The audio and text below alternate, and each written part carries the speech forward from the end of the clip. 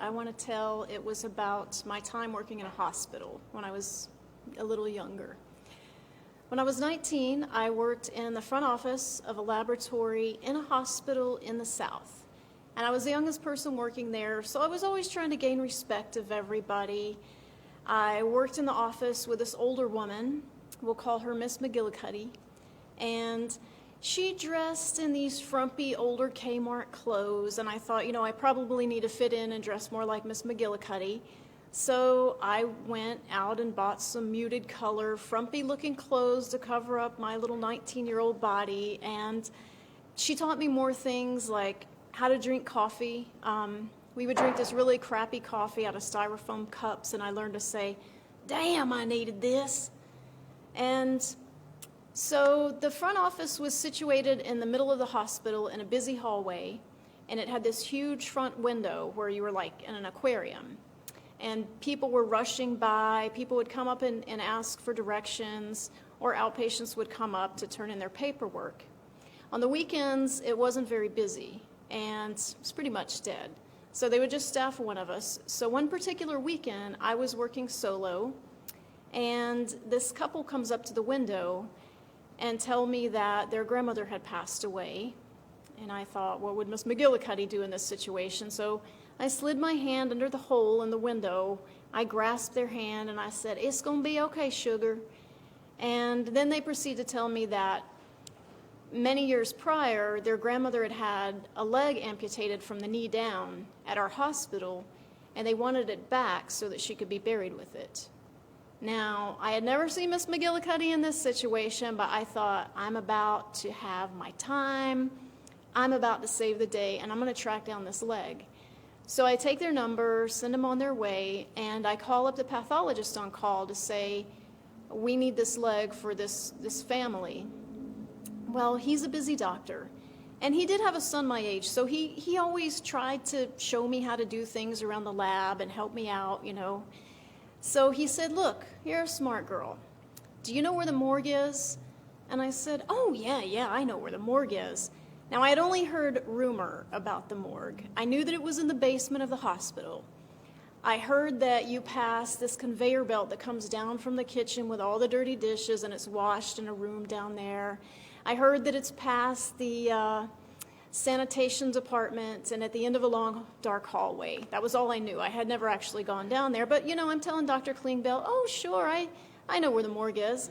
And he said, "Well, I want you to go to microbiology, ask them for the keys to the morgue, and go down there and see if you can find the leg. It should be in a deep freezer." No problem. So I hang up the phone, and I think, oh my God, he trusts me with this huge responsibility to go to the morgue. This is probably going to make me some kind of hero. Ms. McGillicuddy's going to be so proud. I'll probably get a promotion. And then I think, oh my God, I'm about to go to the morgue all by myself down in the basement of this hospital where it's so dark, and who knows what's going to be down there. I decide to follow through with my responsibility. I go down the hallway to microbiology. I get the keys from them. And on my way back, I'm passing phlebotomy, where they take the blood, and I spot a guy, Jim, who was a pre-med student, and he probably had tons of that hospital coffee because he was always like really hyper. And I said, "Jim, you've got to come with me. I'm about to go to the morgue to look for this leg." And he sprang up from his seat like, "Oh, let's do it." So Jim and I head down to the basement, and we get down there, and it was exactly like everyone had always explained. We did see that conveyor belt that goes to the room with all the dishes where people are in there washing dishes. We passed the big sanitation sign and doorway. And then at the end of the hallway is this big, pristine set of steel doors that has a little plaque that says morgue. So here we are. And we open the door, and it appears just like you would see on a TV show. It was sterile, it was empty, it was freezing, and it was dimly lit. And on the first wall over here was that wall of those drawers that you see. And Jim looks to me and he says, maybe the leg's in here. Let's check it out. And we both had a little grin. We knew what was in those drawers. And he goes to open one. And then I'm like, wait. Dr. Klingbeil gave me this responsibility, and I'm not going to screw this up. he really trusted me to come down here, and we're here to find a leg. We're not here to goof around. So we scanned the room looking for the deep freezer. There it was. Now this deep freezer, there was this kid across the street from my grandparents, Geraldine Higginbotham. And when I would go over there to play, about 10 minutes into it, she had this huge deep freezer where we would go, and she would have every kind of ice cream in the world individually wrapped, and we would lift open the lid and get out an ice cream and then go back and play. It was that style deep freezer, but a bit larger.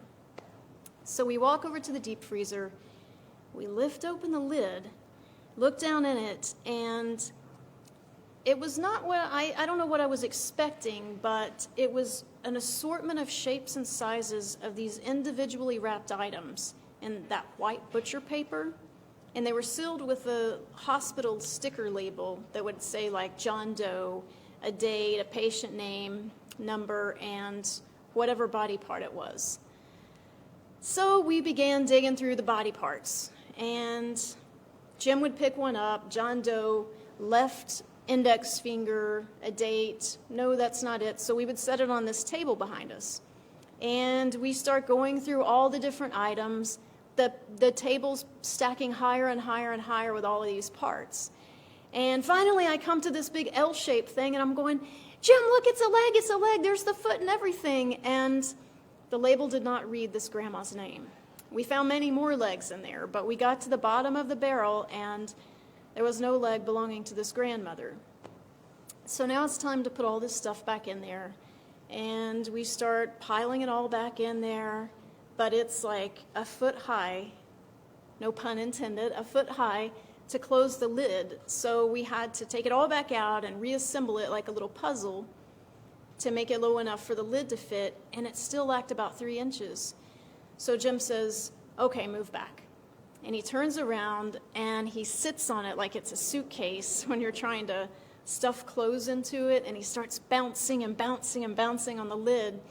And if you've ever had a cooler full of frozen things, and when they squish together, it starts making this squeaky sound, well, all of those body parts, as he's bouncing, are going squish, squish, squish. And this went on for a couple minutes, and finally, he squished them enough that all the body parts smushed down, and the seal happened with the lid and the bottom of the freezer. And he hops off, dusts his hands off, and he's practically skipping out the door. So as we're going back to the lab, I'm thinking to myself, I've got to call Dr. Klingbeil and tell him that I couldn't find the leg, and I've got to let these kids down and, tell them, I'm sorry, your grandmother's got to be buried with only one leg, which was kind of weird anyway. But then I start thinking about all the body parts we saw in there and how I should be grateful for everything, because you don't know what's going to happen tomorrow. You could get into an accident and get something amputated, or you could get a disease or something and have to lose a limb or any other parts of your body. So that walk back to the lab, I really kind of took all this in, and I was thinking, why am I dressing like Miss McGillicuddy? I am 19. I should be proud of who I am. And that weekend, I went out and went shopping, and I bought myself a new wardrobe for the office, and I bought some things with a more fitted waist and, showing a little skin, but not too much. And I even bought some skirts to show some leg, 2 legs. Thank you for listening.